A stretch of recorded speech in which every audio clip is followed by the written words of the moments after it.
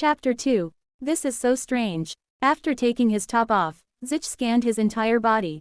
Toned muscles outlined and shaped his entire form, but they weren't even close to the muscles he had gained as the Demon Lord. During those days, he had pushed his body to its utmost limits. Even the huge scar on his back that was as big as the world map was gone. Zich sat on the bed and organized his thoughts. I'm sure that after I fought that jerk, Glenn Zenard, I also lost to his companions and was on the verge of death. No, it was funny to even say that he had been on the verge of death. His body had been split into two while his neck was sliced off, so it was more accurate to say that he had died. But I am alive and well. Moreover, as if he had actually gone back in time, he was younger too. It's not a dream. He had checked multiple times already. His cheeks still stung from slapping himself so many times. Zich tried to recall what happened right before his death. After losing to Glenn and his companions, I had to listen to that jerk's rambling. Then, as if he had realized something, his eyes shone. I pierced that guy, Glenn, with the key that distorts destiny. Is it because of that?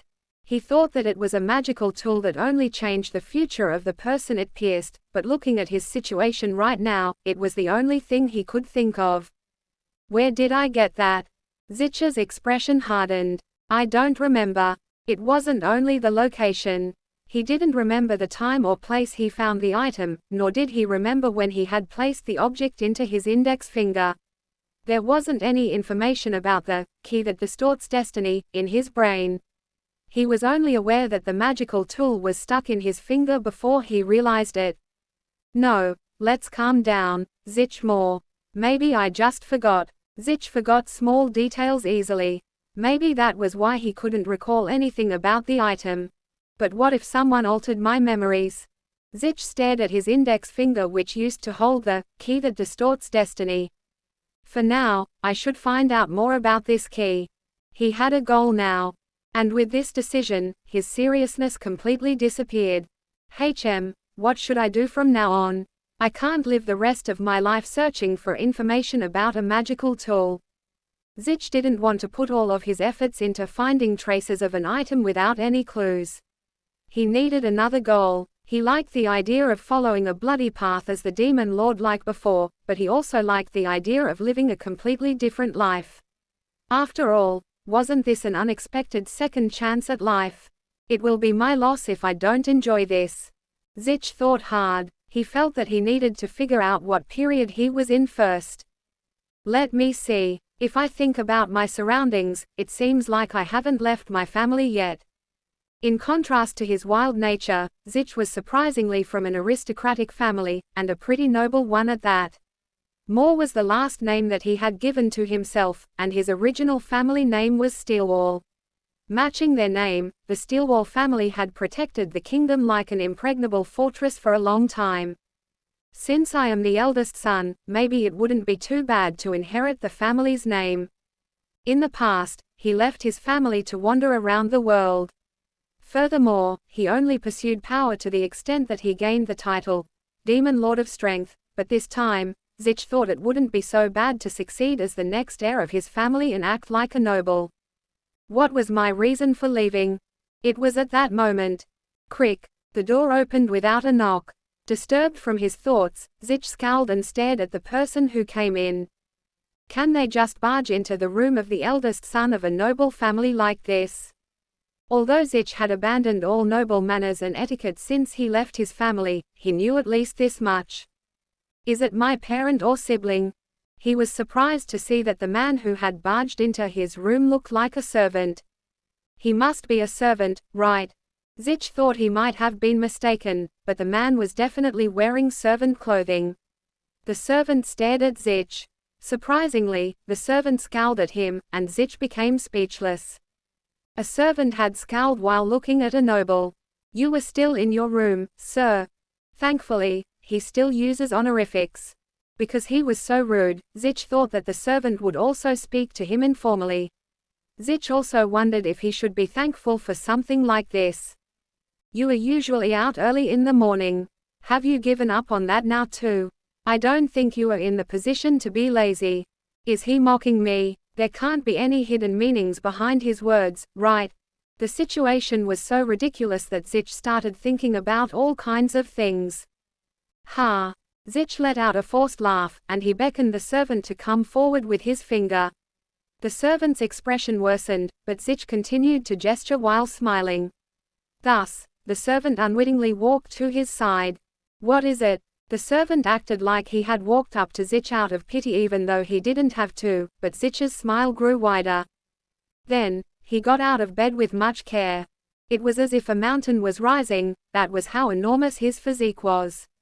Zich was a head and a half taller than the servant, and even though a normal servant would have been intimidated by the difference in their physiques, the servant continued to glare at Zich. Zich didn't say anything for a while and looked down at the servant. You called me, why aren't you saying anything?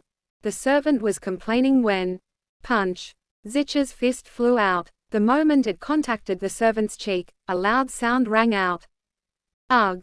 Clatter! Like a paper doll flying in the wind, the servant's body flew out and collided against a small, luxurious-looking shelf. He made a loud cry as the shelf fell, and the servant toppled over like a garbage bag. Ah! The servant squirmed on the ground in pain. Along with a few perfectly white teeth, blood dripped out his mouth, and his cheeks instantly swelled up. War the yaw. With tears flowing out of his eyes, the servant glared at Zich and struggled to speak. It seemed like he was trying to say, "What are you doing?" But because his pronunciation was off, it was hard to tell. Zich approached the fallen servant. With this movement, the servant, who had been glaring at Zich with a childish rage, backed off for a moment. The smile on Zich's face was gone. It was replaced by a murderous intent that was colder than the northern winter winds. Zich raised his foot. More mortem want approof. Crunch. Erg. Zich began to step on the servant relentlessly. The servant seemed like he was trying to say something along the lines of, "Madam won't approve." But this didn't matter to Zich. He continued to step on the servant without mercy. The servant, who had been busy shouting as if he had someone strong backing him, was now filled with terror before Zich, who was like an expressionless machine with the sole purpose of stepping on the servant. Even the thought, "He won't really kill me, right?" had changed into, "He will really kill me at this rate." Sorry. With swollen lips, the servant begged for forgiveness. Drop. Zich stopped his kicking. As if he saw a rope fall down from the sky while the world was ending, the servant hurriedly bowed to the ground. He was so low to the ground that it seemed like he was stuck to the floor. Sorry. I was rang. He urgently begged for forgiveness as tears and snot ran down his face. Zich let down the raised foot. Have you figured out your place? The servant nodded senselessly, and Zich laughed in satisfaction. Since today is a good day and I got younger, I should stop here. Zich thought he should forgive the servant at this point but.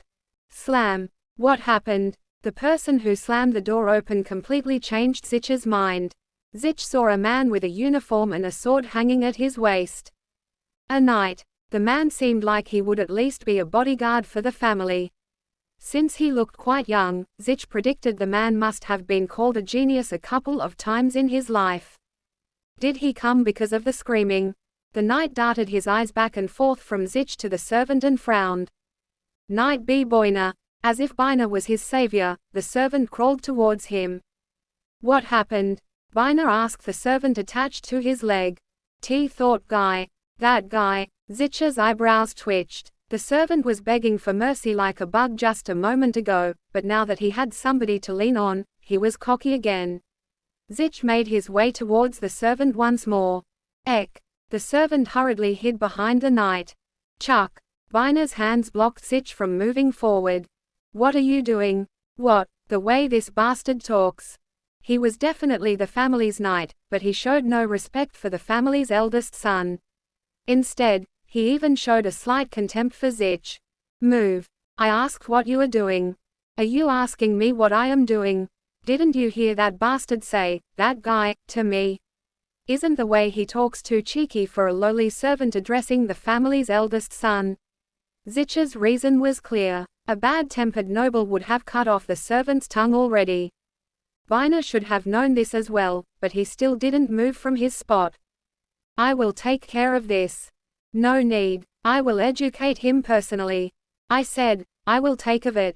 Zich stared at the knight and saw the servant rise behind him. Even while he was in pain, the servant was smiling. It was as if he was taunting Zich. What are you going to do now? I thought of this before, but you are cheeky as well. Bina smirked and said, what are you going to do about that? Are you going to beat me up too?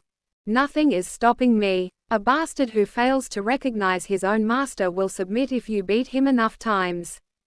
Bina looked at Zich with scorn and thought, since he seemed like he knew his place and stayed quiet, I was lenient on him. Did he decide to just do whatever he wants now? And where did he learn to talk so vulgarly? He really isn't fit to be the next heir.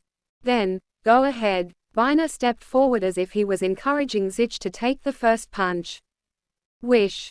Zich flung out his fist. Bina flinched. He didn't think that Zich would actually hit him. But he had also not become a knight by pure luck.